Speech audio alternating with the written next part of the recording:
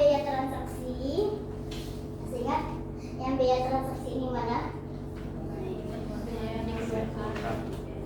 Ya, biaya semuanya dikeluarkan. Biaya hidup dikeluarkan juga. Biaya perjalanan dikeluarkan. Yang paling dominan atau penting untuk dibahas katanya biaya transaksi dan juga merupakan faktor yang menyebabkan terjadinya biaya transaksi. Jadi apa sih maknanya ketika terjadi pengkhususan aset, maka akan berdampak pula pada biaya transaksi. Nah, pengkhususan aset ini gimana maksudnya di sini? Khusus asetnya apa aja sih aset dalam usaha itu? Kalau Anda belajar di akuntansi, aset itu yang mana aja? Ada aset bergerak, aset tetap, ada aset tetap, aset ya. Jadi ini sebenarnya kalau biaya transaksi hampir sama dengan yang namanya akuntansi tadi. Mana dia aset itu? Aset yang di sini dikatakannya pengkhususan aset. Ada aset yang harus dikhususkan, berarti ya kalau udah khusus berarti tidak berubah dia barangnya. Apa contohnya? Gedung. Khususan aset memberikan dampak pada biaya transaksi. Ada dampaknya.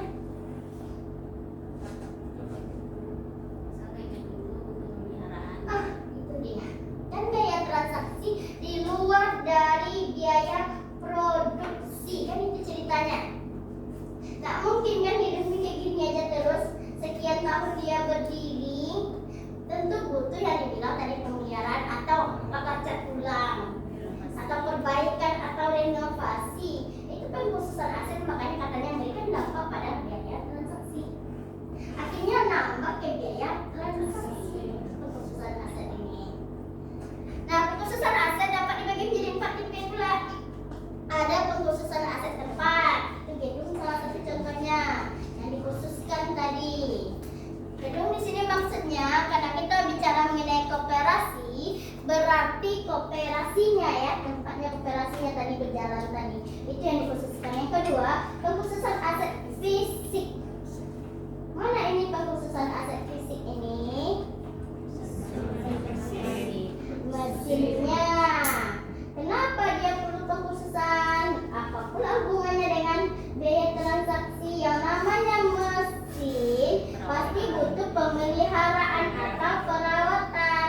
Nah, biaya di luar atau setelah yang namanya tadi, anggaplah mesin tadi dibeli di awal. Kalau di awal jalannya produksi berarti biaya produksi. Ketika dia udah menjadi pengkhususan berarti itu lari ke biaya transaksi.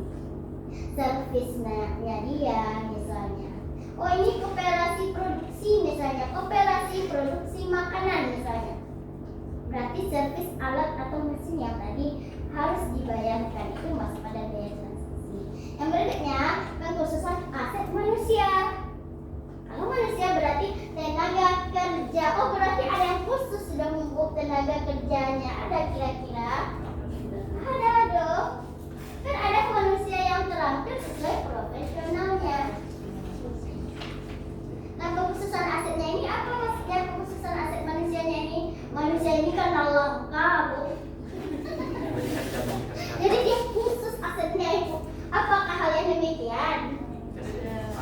Lalu yang mana? Gimana, Sare? Dikasih jaminan kesehatan. Jaminan kesehatan. Apa lagi? Servis. Di servis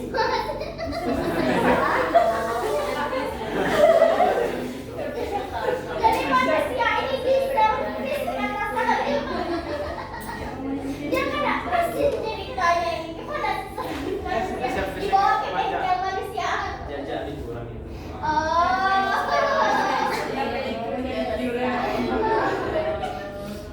Jadi jangan pikir yang lain pas cari tadi.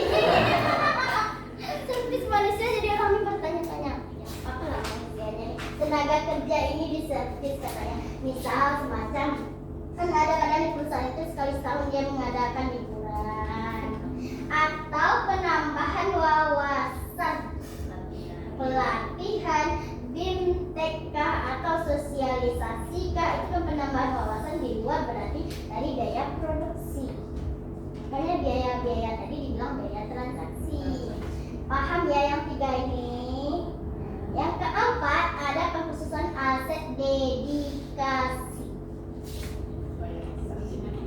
Dedikasi, bukan dedinya ambil ya. Ini dedi kok kasih satu lagi. Bukan itu maksudnya apa? Maksudnya pengkhususan aset dedikasi.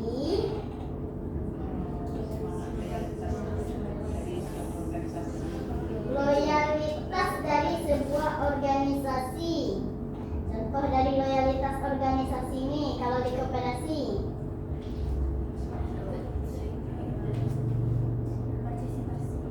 Partisipasi seorang anggota dalam koperasi kan masuk loyalitas lainnya itu.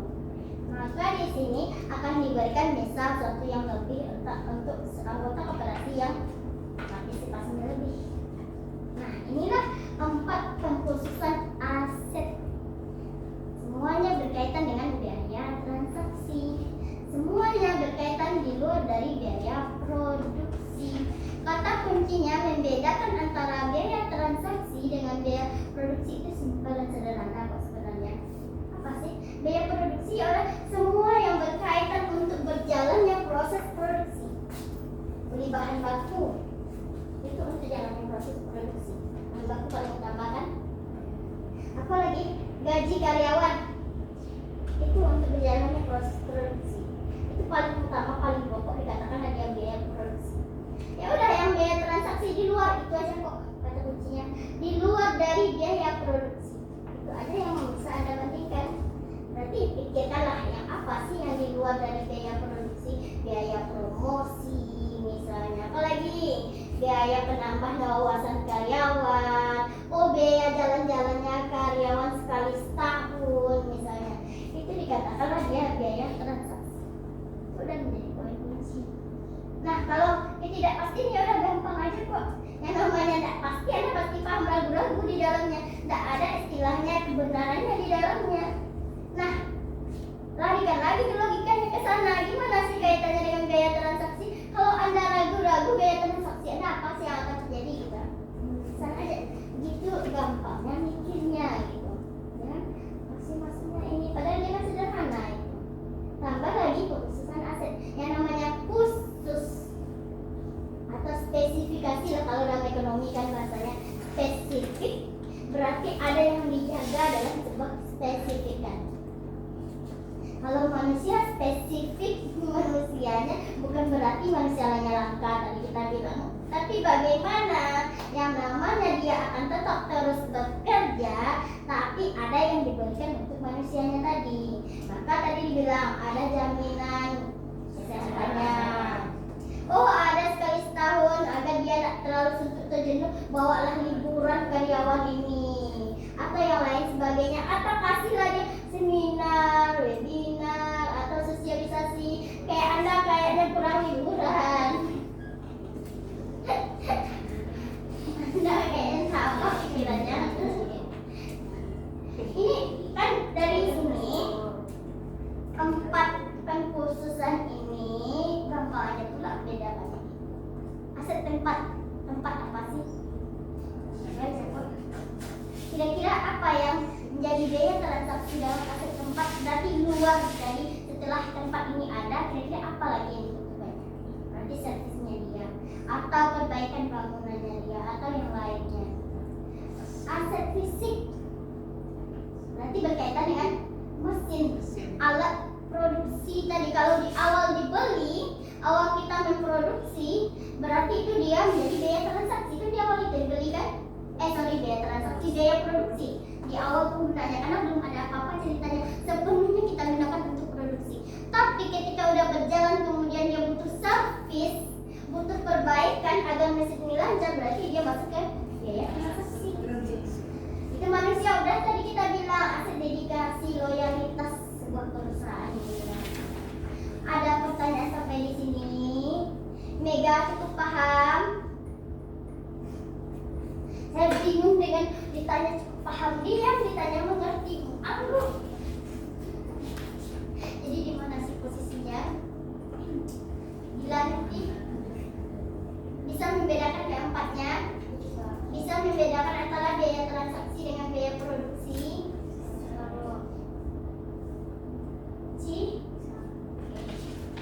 Yang lain bisa ya? Kita lanjut.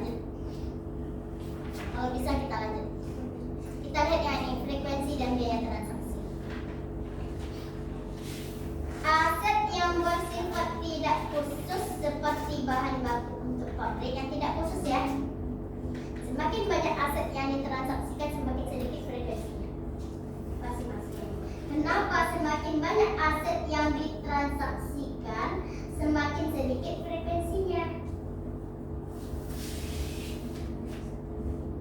Semakin banyak aset ini ditransaksikan, diapakan maksudnya ini? Dipergunakan maksudnya di sini atau diperjualbelikan?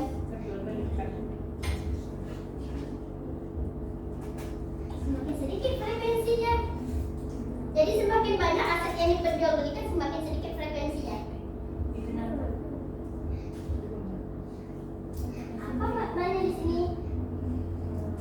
Ditransaksikan ini dipakai, digunakan, semakin sedikit frekuensinya. Kok gitu, Bu? Banyak aset yang ditransaksikan, kok sedikit frekuensinya?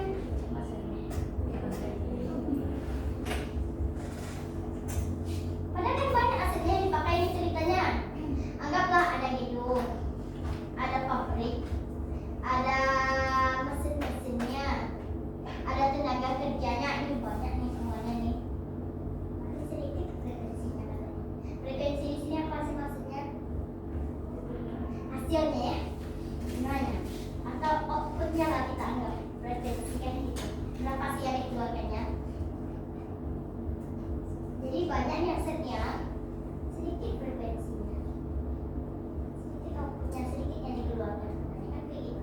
Frekuensi kan kuantitasnya tadi. Kok gitu? Ada pertanyaan? Kenapa kayak gitu?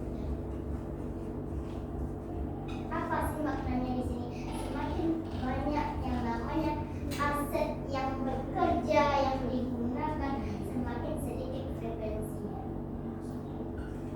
Mana maknanya di sini? Sedikit frekuensinya nih. Terlalu banyak karyawan yang bekerja nih ya. Sedikit frekuensinya. Kenapa? Bukankah banyak harusnya, Bu?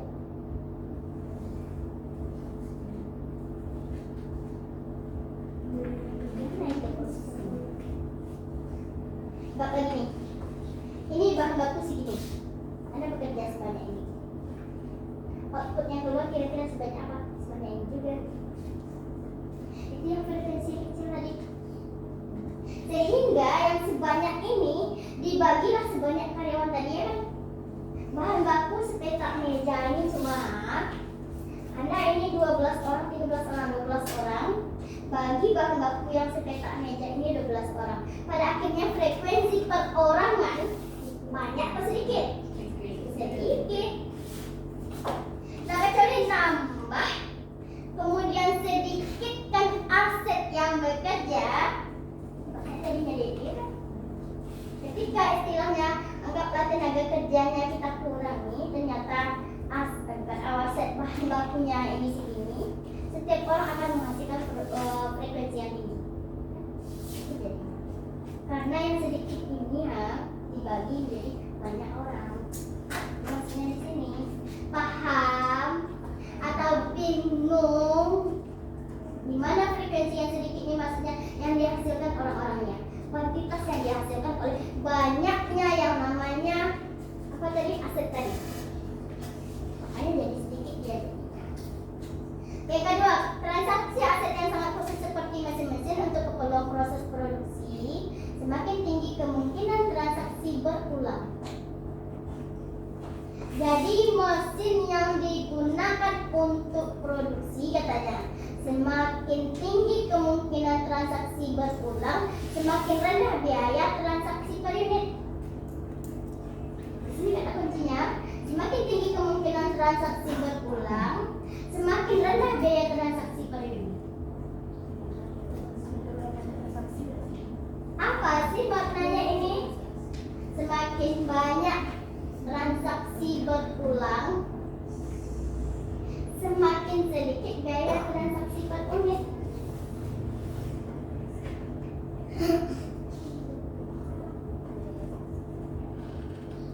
Kemungkinan transaksi berulangnya yang mana? Mesin tadi semakin sering dipakai menghasilkan produksi yang berulang, semakin sedikit biaya transaksi. Apakah demikian?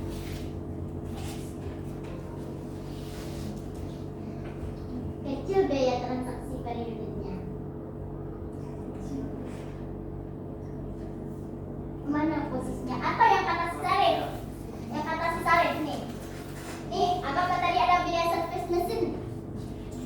Semakin istilahnya dipakai berulang, berarti biaya transaksi per unit makin kecil. Yang mana yang betulnya? Apakah yang pertama semakin istilahnya mesin tadi dipakai, semakin kecil biaya transaksi per unit? Atau yang servis tadi? Anggap tadinya posisinya. Anda servis mesin mengeluarkan 1 tahun, anggaplah 1 juta. Kemudian mesin yang udah baik ini dipakai terus-terusan, berulang kan gitu. Kemudian yang 1 juta ini kalau dibagi selama pemakaiannya ini aktif, kecil nggak kalau dihitung per hari biaya transaksinya? Kecil atau besar? Kan dibagi sebanyak aktifnya dia. Paham nggak ini yang saya gambarkan? Ini ya tadi saya bilang ini servis 1 juta mesinnya ini satu nih. Tapi 1 jutanya setahun. Setahun. Nah, kemudian ternyata setelah diservis Anda gunakan mampu ini, mesin ini mampu digunakan menghasilkan output yang berlebih. Berulang-ulang tadi ceritanya banyak. Dibagi sebanyak hasil yang sudah dikeluarkannya yang berulang pula, kira-kira kecil atau besar transaksinya? Kecil lah. Enak. Logikanya kan kayak gitu. 1 juta kita keluarkan, ternyata dia mampu menghasilkan selama setahun berulang-ulang atau 500 banyak hasil produksi. Bagikan dibagi sebanyak itu. Kemudian kita hitung anggarannya per hari, akhirnya kecil biaya tadi jadinya. Itu maksud dari yang nomor 2 tadi. Dan semakin besar total volume pertukaran antar transaktor, akan semakin rendah biaya transaksi per unitnya. Apapun maknanya di sini, semakin besar total volume pertukaran antar transaktor, transaksi dari orangnya ini ceritanya, akan semakin rendah biaya transaksi per unitnya. Total volume pertukaran. Bingung di total volume pertukaran. Kalau tadi kan biaya transaksinya ceritanya, semakin ini dipakai berulang, semakin kecil biaya transaksi per unitnya. Kalau ini total volume pertukarannya semakin semakin besar, maka akan semakin rendah biaya transaksi per unitnya. Total volume pertukarannya apa sih?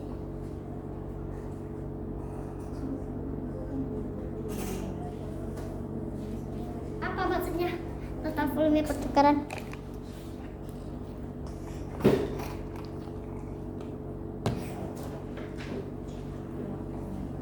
Total volume pertukaran berkaitan dengan biaya transaksi per unit itu. Apa Rozaniola? Bagi senang. Nadila, Nega, Cindy, Cici, saya hafal semua kali. Dapat ingatkan, oke saya hafal beberapa kali. Dan bisa bedakan Rasmi, Aulia, kemudian Anissa. Volume ini apa maksudnya nih? Volume pertukaran. Volume isi yang ditukarkan.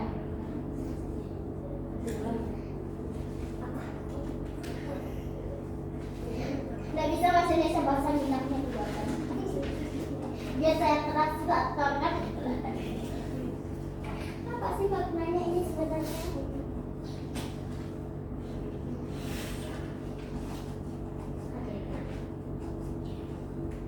Semakin besar total volume pertukaran, total volume pertukaran ini apa? Ini barang yang ditukar.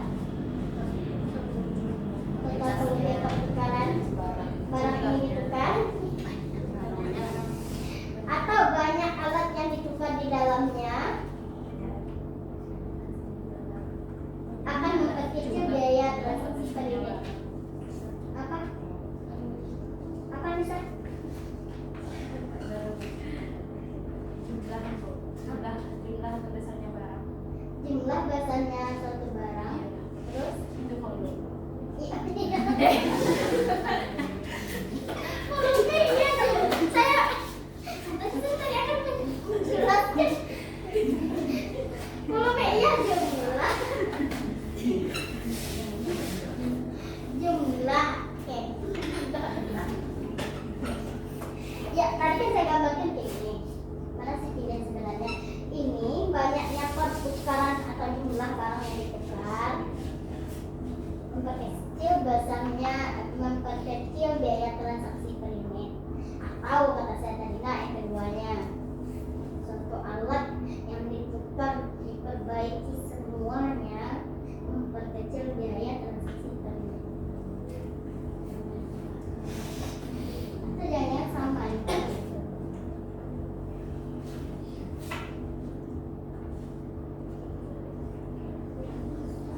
Jumlah total volume pertukaran sama aja, makanya jumlah pertukaran ini yang mana sih? Jumlah semakin besar volume pertukaran antar transaktor ini yang mana? Pelaku transaksi pertukaran, banyaknya jumlah pertukaran antar transaksi memperkecil biaya transaksi per unit.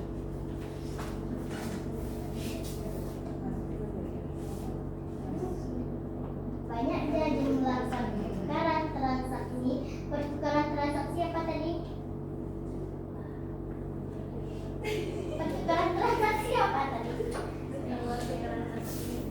Biaya di luar produksi, yang di luar produksi, apa tadi kita ambil satu masalah aja, biaya perbaikan yang ditransaksikan dalam perbaikan ini. Satu mesin ini kan itu maknanya nih, jumlah total per unit ada bilang tadi, jumlah keseluruhan dari ini ya perbaikan ini memperkecil yang namanya biaya transaksi per unit. Satu mesin kita anggaplah dia diperbaiki secara keseluruhan alatnya di dalamnya, kemudian dia akan memperkecil biaya per unit, biaya transaksi per unit.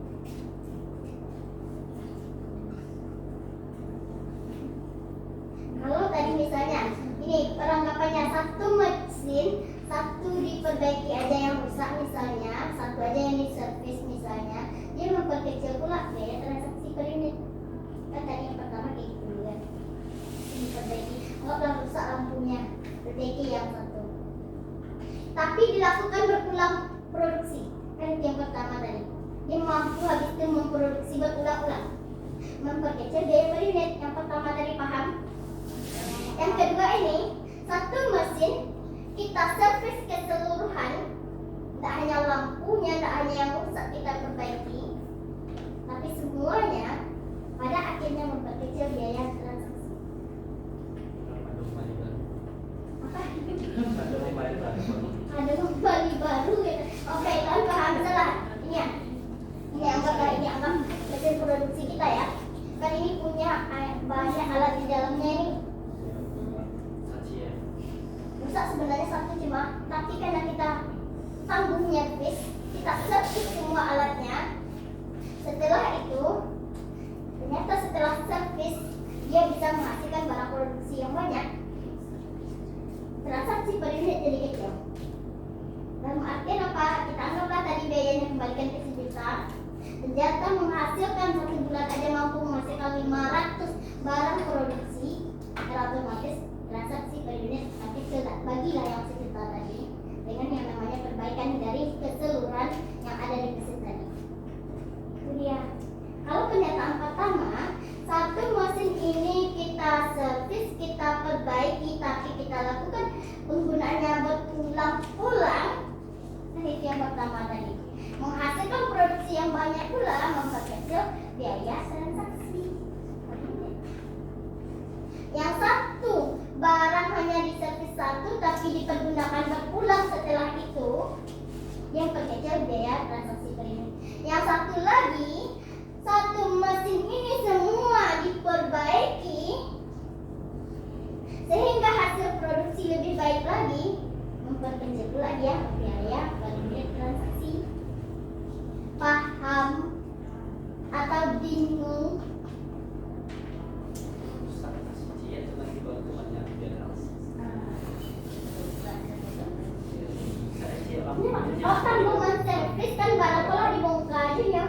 servis barang keseluruhannya.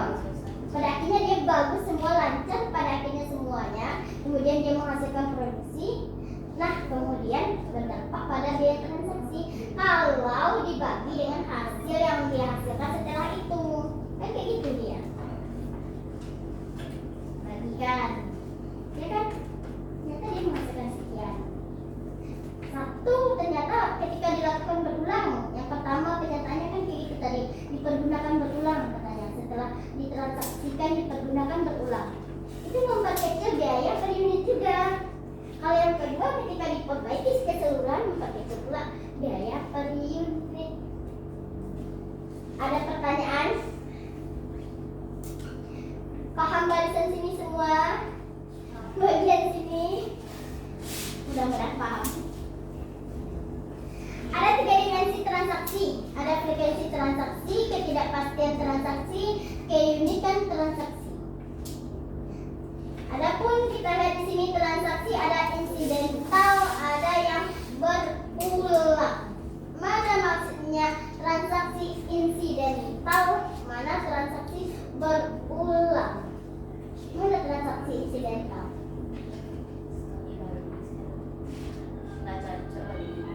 Tak cocok baginya. Insidental. Insidental. Transaksi insidental.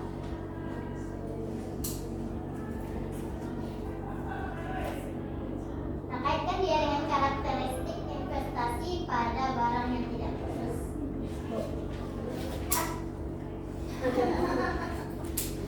Mana yang insidental? Mana transaksi insidental? Barang yang mana dia insidental ini? Peralatan yang gimana?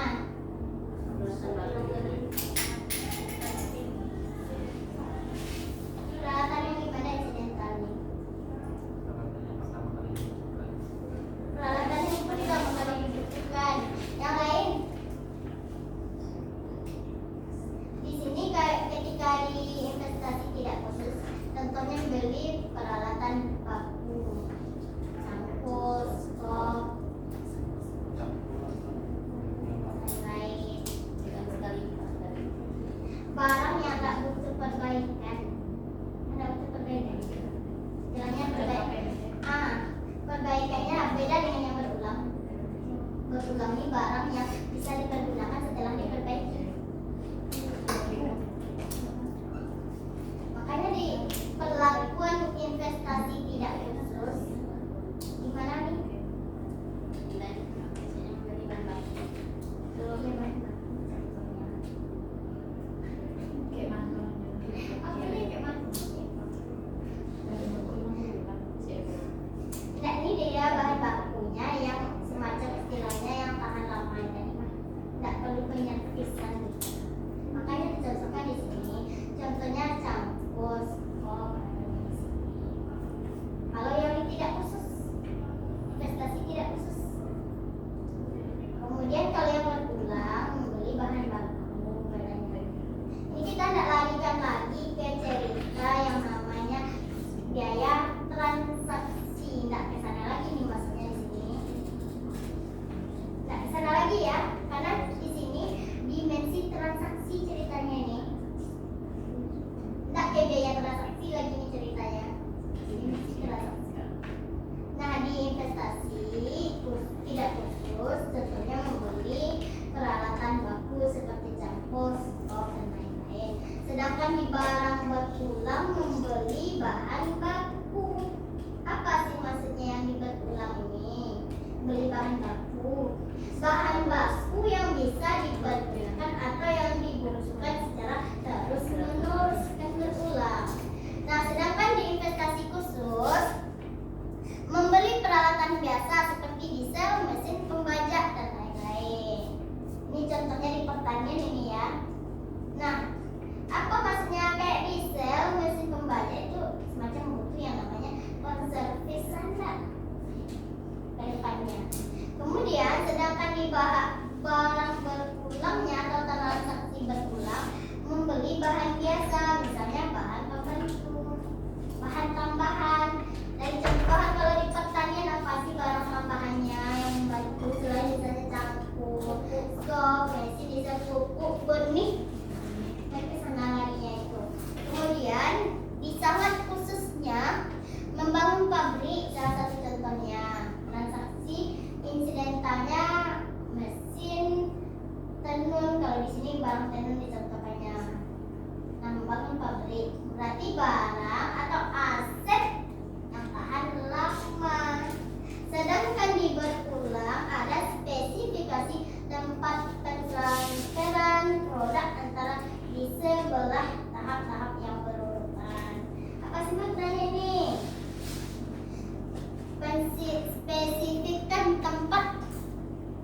dengan barang tempat yang berulang-ulang kayak gedung tadi. Nah, pada dasarnya keputusan untuk memanfaatkan pelayanan sendiri atau membeli pelayanan publik pihak lain akan lebih cenderung memanfaatkan pelayanan sendiri. Apabila semakin spesifik aset yang terlibat dan apabila juga semakin sering transaksi, maka terjadi integrasi vertikal maupun integrasi horizontal. Maka semakin sering transaksi, semakin rendah biaya transaksi. Apa maknanya ini? Pada dasarnya keputusan untuk memanfaatkan pelayanan sendiri atau membeli pelayanan pihak lain akan lebih cenderung memanfaatkan pelayanan sendiri. Ya. Anda cenderung membeli atau cenderung menggunakan sendiri untuk kursus pelayanan. Pelayanan sendiri katanya dalam mengambil keputusan pelayanan sendiri dengan pelayanan tidak membeli dari pihak lain, seorang itu lebih cenderung membeli pelayanan diri sendiri. Masih maknanya ini? Apabila semakin spesifik aset yang terlibat, sampai sini aja dulu. Pelayanan keputusan untuk memanfaatkan pelayanan sendiri atau membeli pelayanan pihak lain akan lebih cenderung memanfaatkan pelayanan sendiri, melayani diri sendiri. Itu artinya daripada melibatkan orang lain. Kalau dalam kooperasi, kita larikan ke kooperasi ya. Dalam kooperasi itu biasanya kita apakah ia harus bergantung ke orang lain gitu kan? Enggak. Makanya dalam kooperasi ada kemandirian. Tidak ada kemandirian dalam kooperasi, prinsipnya ada kemandirian di dalamnya. Maka kecenderungan orang dalam kooperasi adalah pada dirinya sendiri. Sama halnya dengan Anda berpartisipasi dalam kooperasi, Anda pikirkan partisipasi untuk diri sendiri. Karena pada akhirnya tujuan Anda adalah SHU. Bukan SHU pada akhirnya tujuannya. Maka lebih cenderung yang dilakukan adalah pelayanan pada diri sendiri. Karena di kooperasi istilahnya ada yang namanya saling bantu ke segalanya, tapi lebih cenderung menjadi seorang yang mandiri. Nah di sini apabila semakin spesifik aset yang terlibat dan apabila juga semakin sering transaksi yang terjadi, maka terjadilah integrasi vertikal ataupun integrasi horizontal. Mana yang integrasi vertikal, mana integrasi horizontal?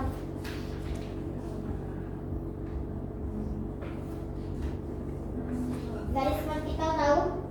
Garis horizontal tahu? Tak tahu kan Anda? Belajar makro, mikro pakai garis vertikal, garis horizontal, tapi tidak tahu garis vertikal, garis horizontal. Yang mana garis vertikal?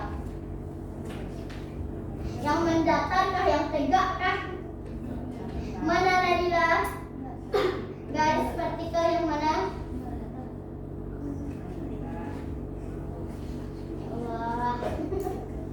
Udah masuk teori ekonomi makro, garis vertikal horizontal aja nak tahu. Jadi gimana Anda ceritanya buat kurva ini? Garis atas cikgu garis bawah. Jadi mikro aja baca. Rasanya saya nggak salah pula diajar di mikro sebelumnya. Nggak pernah pula saya bilang garis atas satu, garis bawah satu. Nggak pernah pula rasanya saya bilang ini. Garis vertikal, garis horizontal. Mana yang garis vertikal, garis horizontal? Mana vertikal, mana horizontal? Yang tidak lurus yang mana?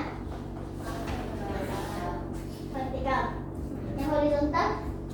Mendatar. Oke, balik ke sini ya. Apabila semakin spesifik aset yang terlibat dan apabila semakin sering transaksi yang terjadi, integrasi vertikal maupun integrasi horizontal, maka semakin sering transaksi semakin rendah biaya transaksinya. Baik itu transaksi vertikal ataupun transaksi horizontal, Ya. Transaksi vertikal yang mana? Transaksi vertikal yang tegak. Apa artinya transaksi vertikal ini? Berarti baik misalnya Anda punya barang produksi yang dikirim jauh keluar atau dibeli oleh orang yang lebih tinggi, ataupun barang yang dibeli oleh masyarakat sesama anggota, kan gitu tuh lagi ceritanya. Ya kan? Yang datang tadi sama anggota aja yang beli, atau yang ke atasnya di luar dari anggota kalau dalam koperasi. Maka akan menyebabkan yang namanya rendah biaya transaksinya. Paham? Enggak? Enggak paham? Jadi kan ada transaksinya. Transaksi vertikal, transaksi horizontal. Transaksi vertikal. Tadi yang mana? Tas. Anda punya barang produksi, anggaplah kalau yang namanya transaksi vertikal di koperasi barang produksi berarti dibeli oleh di luar anggota. Biaya transaksinya apa? Biaya pengiriman salah satunya. Oke ya? Biaya pengiriman salah satunya. Ya enggak? Oke lah. Dibeli di luar anggota. Anggota anggaplah orang di desa saja karena punya koperasi. Ternyata dibeli oleh orang Padang di luar dari anggota koperasi. Karena ceritanya koperasi Anda ini udah by online ini, anggap aja kayak Shopee ya. Koperasi Anda udah menjadikan online. Ketika dibeli oleh jauh dari luar jangkauan Anda, ada biaya transaksinya. Kemudian dibeli oleh orang dalam, yang lingkungan Anda koperasi tadi yang mandiri, dia langsung beli langsung tadi tanpa biaya transaksi katanya. Di sini akan membuat biaya transaksi semakin rendah. Di mana letak kuncinya sebenarnya? Semakin banyak barang tadi terjual, meskipun dia keluar dari zonanya dia, maka biaya transaksinya akan lebih kecil, ya enggak? Makin banyak Anda orang belanjanya, akan tertutupi biaya transaksi tadi. Sama Anda belanja di Shopee, beli satu barang di satu toko, biaya transaksi Anda tinggi. Beli 5 barang di satu toko, biaya transaksi Anda ternyata segitu juga. Kecil nggak? Kalau dihitung per unitnya, kecil. Karena sering nih belanja di Shopee. Beli satu helai baju di Shopee di satu toko, ongkirnya anggaplah 30.000, ya kan? Kemudian Anda belilah 5 helai, ongkir tetap 30.000 juga. Di mana letak biaya transaksinya kecil ketika Anda bagi per unit, per helainya jadinya berapa? 30.000 bagi 5, 6.000 satunya. Satu lagi, satu helai dibagi cuma 30.000. Yang biaya per unitnya kecil tadi, transaksi tadi. Paham? Dalam koperasi kayak gitu pula maksudnya tadi nih. Ketika dibeli oleh banyaknya anggota, anggaplah anggota kena biaya transaksi 0 supaya karena ada anggota.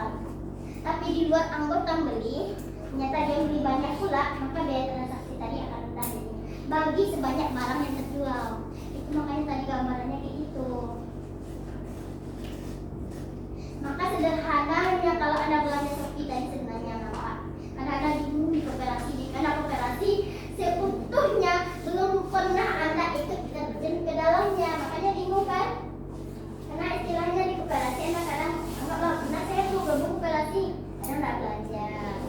Koperasi sekolah kadang saya cuma jajan ini itu, nggak pula dijelaskan secara detail belanjanya tadi. Nah, karena kita kajiannya teorinya kayak gini lah jadinya. Maka dikatakan sangkutannya adalah biaya transaksi. Berikutnya ada risiko moral dan organisasi koperasi. Belum ada risiko moral nih Bu. Kemarin masih ingat perkara motivasi. Ya, motivasi adalah dorongan. Itu artinya. Itu arti atau makna dari motivasi. Motivasi adalah dorongan. Ya, saya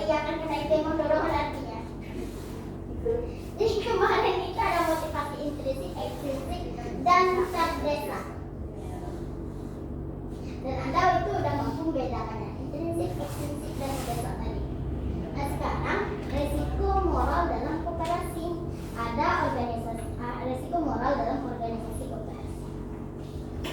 Nah di sini digambarkan dengan adanya dua individu yaitu si A dan si B yang bekerja sama menandatangani kontrak. Jadi anggaplah ada dua buah koperasi, dia kerjasama, koperasi A, koperasi B kerjasama menandatangani kontrak.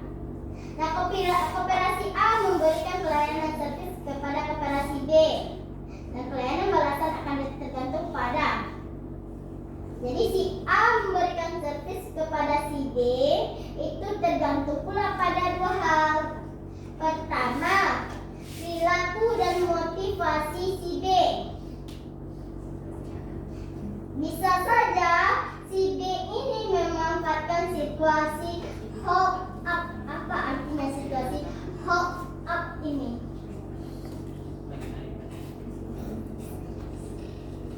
Bisa nih, dia kerja sama nih si A dengan si B, tanda tangan kontrak si A dengan si B.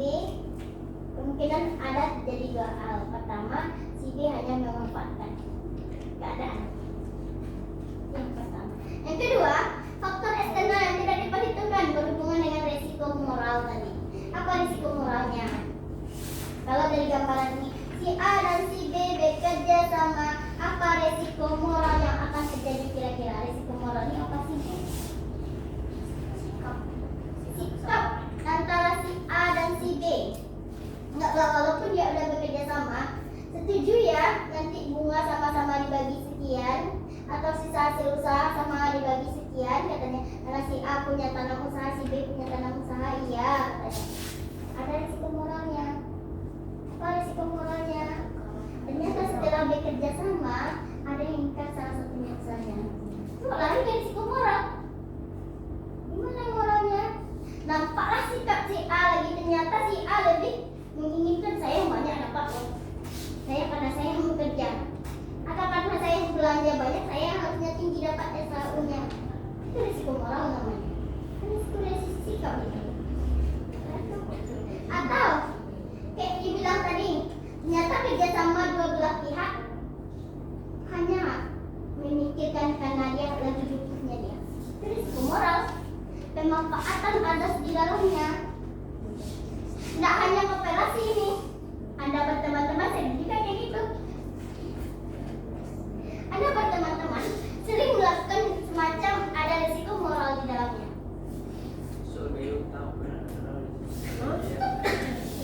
Siapa yang hutang? Nah, bisa kerja agak banyak hutang. Tidak dari BBI, ada ya? Iya, ada resiko moral. Resiko moral. Moral, mungkin itu apa aja yang meminjamkan tadi jadi. Kan ada, makanya dibilang istilahnya kalau dari gambaran sebuah kooperasi antara si A dan si B dari cerita ini yang saling kerjasama udah tekan kontrak di awal disetujui, nanti akan ada risiko moral yang ditanggung. Risiko moralnya apa? Muncullah sikap-sikap dari orang yang bekerja sama tadi. Nih A misalnya, ini B kelompoknya. Nah, awalnya Anda punya tekan kontrak berdua. Nanti keuntungan dari usaha Anda sama-sama dibagi 50-50 misalnya. Ternyata si golongan si A tidak mau dia menerima.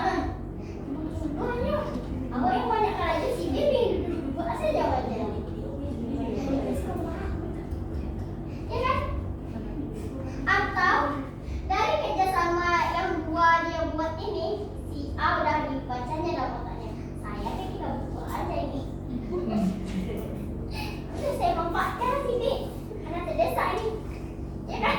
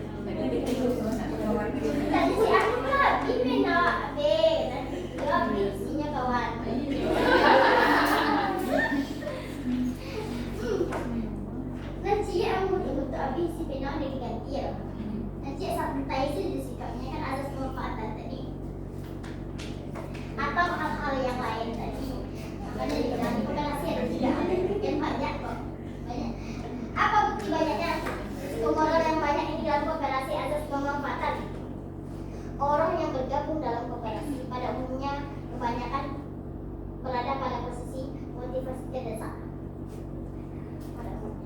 Kenapa demikian? Yang menggabung dalam anggota koperasi adalah orang-orang yang punya istilahnya pendapatan yang bawah. Karena di koperasi punya prinsip mensejahterakan anggota, kemudian kegotong royongan dan keluarga ada dia dipegang orang. Ya kan? Masuklah koperasi. Setidaknya balik bareh mahal juga.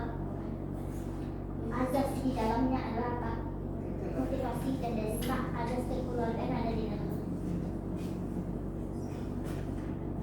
Ada yang esensi intrinsik, iya ada kok, ada. Itu murni orang-orang yang benar-benar ingin bergabung dengan anggota koperasi.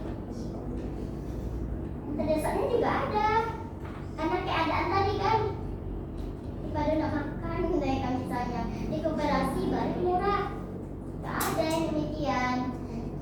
Nah, risiko moral dalam koperasi banyak. Dari prinsipnya aja udah ada azas kekeluargaan dan kegotong royongan. Itu moral enggak? Moral. Risiko moralnya ada enggak? Ada. Karena adanya azas kekeluargaan dan kegotong royongan ini pula lah muncul azas kemanfaatan. Di dalam koperasi oleh dianggap keluarga, dapat kecil ini bagian surat pinjaman tadi enggak masalah. Kan moral itu ceritanya. Moral di sana posisinya. Ini tadi balik ke azas kekeluargaan itu gotong royongan tadi. Di sana letak moralnya dia. Makanya koperasi sebenarnya untungnya sebuah koperasi itu moral tadi lah salah. Karena pada dasarnya dia hanya semacam azas pemanfaatan.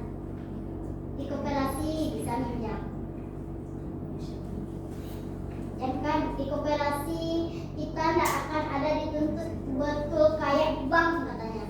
Kalau di bank tidak sanggup bayar, tarik jaminan. Ya kan? Koperasi dia masih mikir orang belum sejahtera. Ini masih keluarga. Masih ada kegotong royongan, tidak berani dia melakukan tarik jaminan tadi. Datang pula yang meminjamkan, kalau ditarik onda bu, baca rohnya wabah usaha oleh Allah, selesai cari saya. Itu tinggi moralnya dalam koperasi. Itu pula yang menyebabkannya hancurnya dia. Kadang manusia ini kemanfaatan banyak, dibilang tadi. Kebanyakan kemanfaatan, ya tak? Siapa nih? Tidak boleh ada pemanfaatan lah ya. Enggak, alhamdulillah. Kan bagus itu. Kalau ya iya coba hilangkan. Kan bagus itu demikian. Ya nak Nadila. Resiko moral adalah ketidakjujuran di sini. Ketidakjujuran atau tabiat yang cacat dalam diri seseorang yang meningkatkan frekuensi kerugian atau kehilangan. Bahaya risiko moral ini. Ketidakjujuran seseorang akan meningkatkan yang namanya kerugian, apalagi kehilangan, apalagi frekuensi kerugian kehilangan. Tabiat yang jelek itu risiko moral. Pada akhirnya kehilangan apa? Kepercayaan salah satu. Hilang kepercayaan Anda. Jadi kan tadi semacam istilahnya dimanfaatkan aja, hilang habis itu kan tidak jujur. Dia tidak jujur dia kan. Dia bilang kata saya besok saya ganti ya uangnya. Kira dari ganti dong. Jadi cuma jauh hasilnya kan. Rugi tak pada akhirnya rugi. Siapa yang rugi? Sarif. Hilang tak? Hilang. Sarif hilang uang. Itu pada akhirnya kan yang menjamkan. Itu risiko moral. Nah, risiko moral sering juga disebut dengan the principal agent problem. Apa artinya di sini? Principal agent problem. Prinsip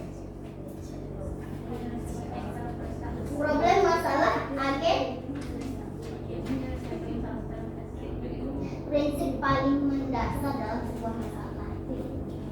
Prinsipal Quran. Jadi itu dia.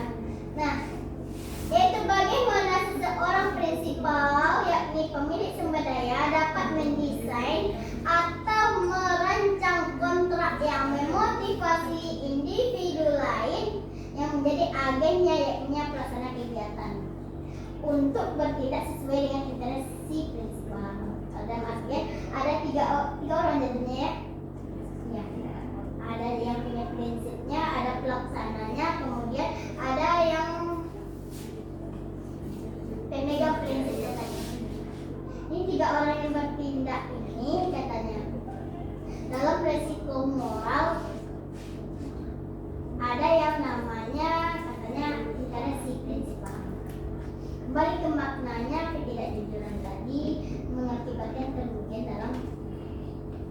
Kemudian pada sebuah perseorangan yang bertindak sebagai prinsipal adalah pemegang saham. Ada si pemegang saham dan manajer serta karyawan perusahaan yang bersangkutan. Makanya dibilang tiga yang terkait di sini: pemegang saham, manajer, dan karyawan. Ketiganya saling berkait satu dengan yang lain. Apa kaitannya? Pemegang saham kita anggap ada pemilik. Kalau dalam bisnis demikian. Kalau dalam koperasi pemegang saham siapa? Anggota, ya kan? Semuanya ini anggota. Karena modal kan dari Anda semua ceritanya. Manajer, mana manajer? Ketua ya. Kalau di koperasi ketua diangkat oleh anggota, orang yang ditunjuk oleh anggota. Kemudian ada karyawan. Siapa karyawannya? Semua anggota. Masih ingat kan prinsip di awal bahwasanya di koperasi anggota itu pemilik sekaligus pelaksana atau pengelolanya. Nah di sini dia saling bersangkutan demikian. Manajer misalnya mengelola, si pemegang saham atau anggota tadi semua adalah pemilik modal utama, si karyawan atau Anda semua yang akan bekerja dalam koperasi tersebut. Sedangkan sebuah koperasi yang bertindak sebagai prinsipal adalah anggotanya, kan iya tadi, karena Anda semua yang pendanaan modalnya dan para pengurus koperasi atau manajer koperasi yang dipilih dari anggota tadi pula. Makanya kembali ke koperasi yang tertinggi ya udah siapa? Anggota. Bawah-bawahnya mau anggap si A adalah ketua, si B adalah sekretaris, si C adalah bendahara. Itu tetap rapat anggota ujung tombaknya. Lalu untuk apa orang itu? Dia hanya menjalankan yang namanya tanggung jawab sebagai pengelola dari koperasi agar berjalan dengan baik. Kan hanya sebatas itu. Oh kan ada anggota, iya betul ada anggota. Anggota ini kan pengelola dan bertanggung jawab juga ini. Tapi semua mengelola, semua menanggung jawab, semua yang melaksanakan kira-kira di mana itu? Semua ada di ketua pula. Jadi ketua semua ya kan? Kan anggota boleh tinggi bu. Ya udah kita semua jadi ketua katanya. Semua punya keputusan. Kepala orang hitam aja semuanya sama kan? Tapi pemikirannya beda. Makanya perlu juga yang namanya struktur organisasi dalam koperasi. Itu dia, ada ketua, ada pengawas, ada bendaharanya, atau ada yang lainnya gitu. Perlunya untuk istilahnya sebagai rambu-rambunya. Kalau enggak ya udah jadi ketua semuanya kan. 12 orang anggotanya jadi ketua ke-12-nya. Si A mengatakan perkara rapat anggota aja ribut. Saya maunya rapat anggota hari Minggu jam 8. Terus si B, rapat anggota maunya malam jam 8 hari Minggu. Lalu kacau jadinya. Akhirnya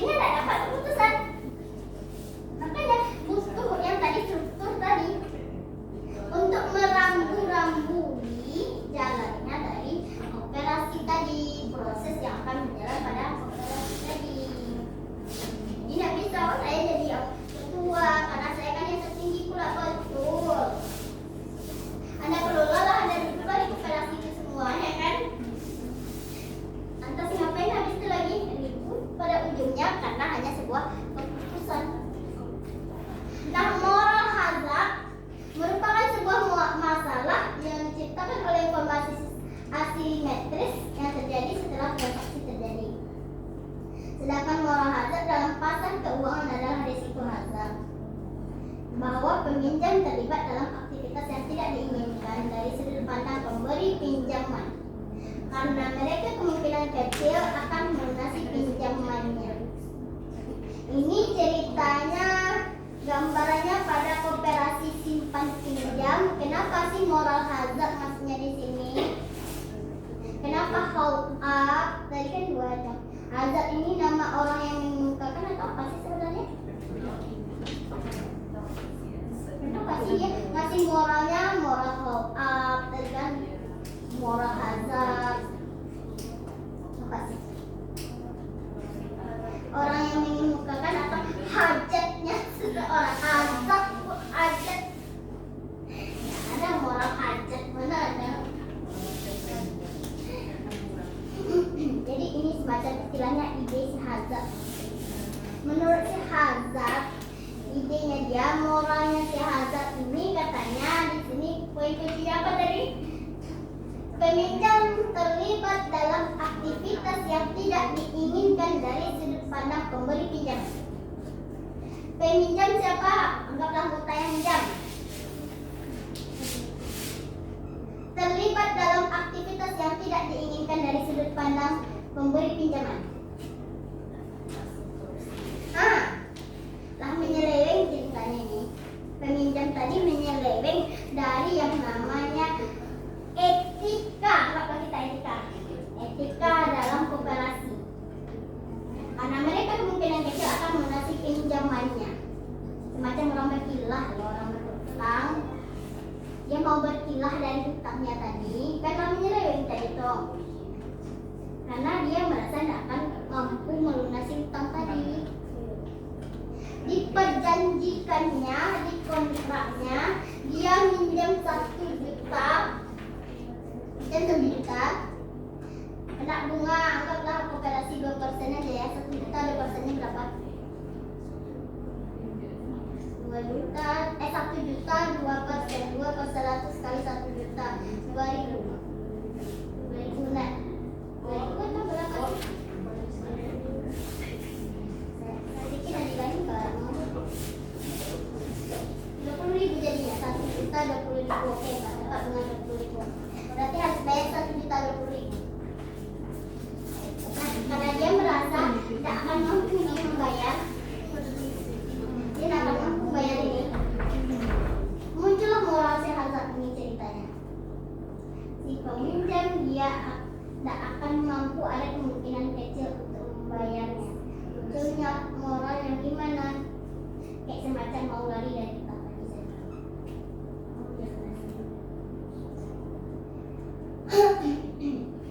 Oh, 1.022 jangkanya 6 bulan misalnya. Berarti 1 bulannya berapa? 1.020.000 bagi 6. Atau bagi 5 aja. Bagi 6 terlalu sedikit, bagi 5. 20.000, 22.000. 22.000. 1.020. 204.000, sorry ya. 204.000 mau dibayarkannya sebulan. Tidak tergambar ini. Sanggup saya bayarnya ini 204.000 yang mau saya bayarkan sebulan. Berkilah lah pada akhirnya. Itulah moral hazard yang maksudnya ini. Nah, si peminjaman yang tukang pinjaman, dia tahu bahwasanya si peminjam akan mampu bayar utangnya tadi.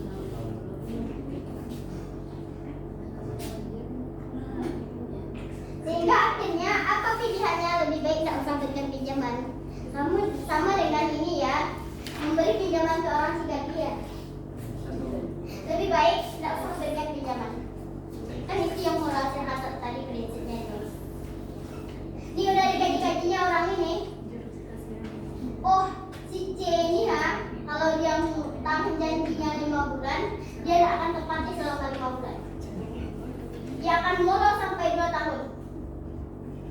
Maka kata si moral hazard ini, lebih baik jangan berikan pinjaman ke orang yang demikian. Kenapa demikian? Modal akan kembali pada akhirnya. Ya kan?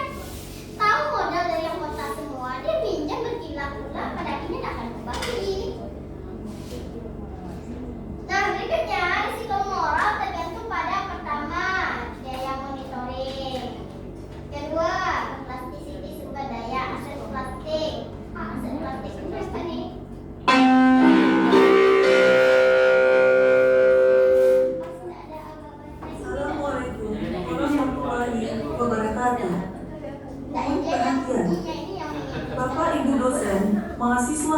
siswa-siswi, serta seluruh sivitas akademika estetik nasional dalam rangka memelihara air dan semangat nasionalisme dan seiring dengan amanat Undang-Undang Nomor 24 Tahun 2009, maka Estetik Nasional melaksanakan kegiatan menyanyikan lagu Kebangsaan Indonesia Raya.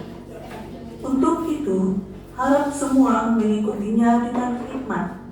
Sesaat lagi kita akan menyanyikan lagu Kebangsaan Indonesia Raya. Bapak, Ibu dosen dan para mahasiswa dipersilahkan berdiri. Kami sempurna.